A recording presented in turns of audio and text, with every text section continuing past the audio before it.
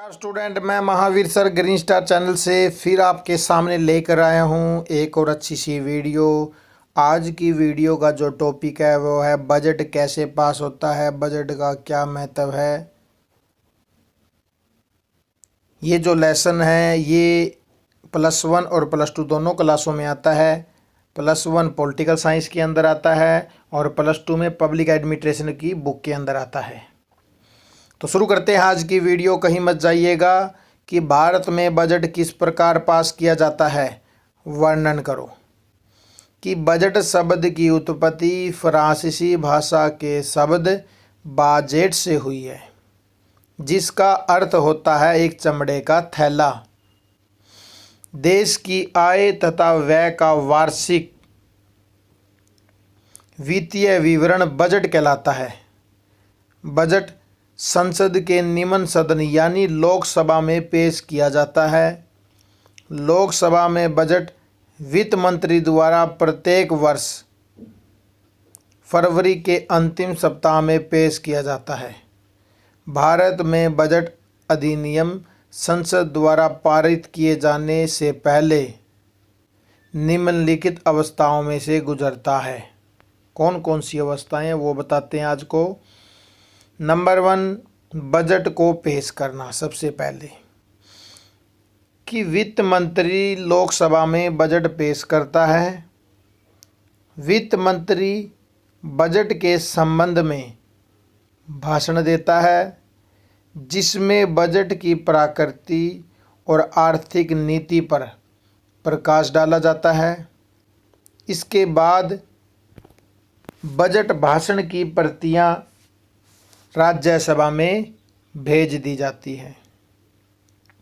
Second point, budget पर सामान्य वाद विवाद। कि वित्त मंत्री के बजट भाषण के 2-3 दिन पश्चात बजट पर सामान्य वाद विवाद होता है। सरकार की आर्थिक नीतियों की आलोचना की जाती है। इस समय उन खर्चों पर भी वाद विवाद होता है जो संचित निधि से किए जाते हैं। थर्ड पॉइंट है मांगों पर मतदान। कि सामान्य वाद विवाद समाप्त होने के पश्चात लोकसभा अनुदान संबंधी मांगों पर विचार करती है। प्रत्येक मंत्रालय की मांगों पर अलग अलग विचार किया जाता है।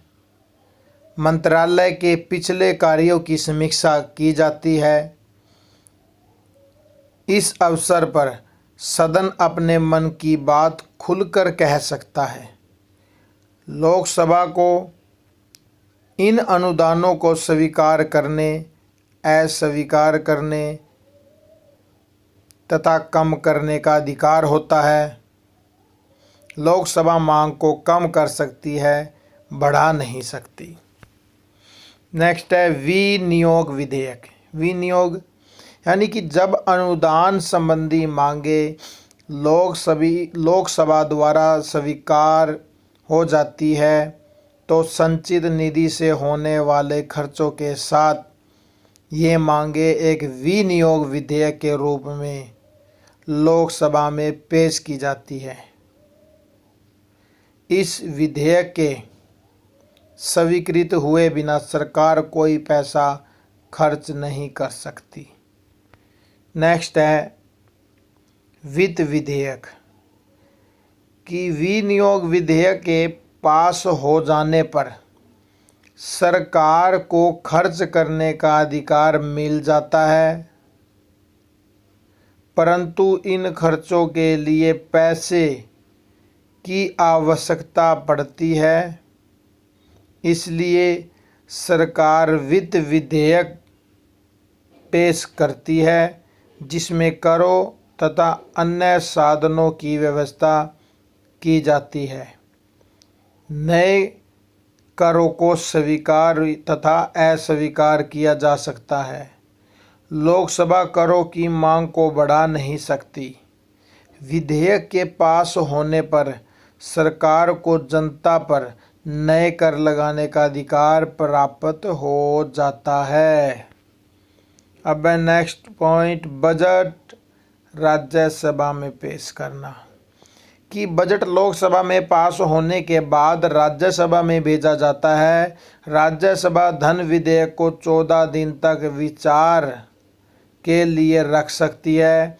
राज्यसभा को सुझाव देने का अधिकार है, परंतु सुझावों को मानना या न मानना लोकसभा का कार्य है।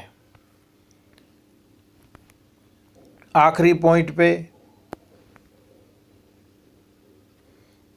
कि बजट की स्वीकृति कि आखिरी के अंदर दोनों सदनों में पास होने के बाद विधेयक को अंतिम स्वीकृति के लिए राष्ट्रपति के पास भेजा जाता है और राष्ट्रपति की स्वीकृति मिलते ही बजट पास हो जाता है।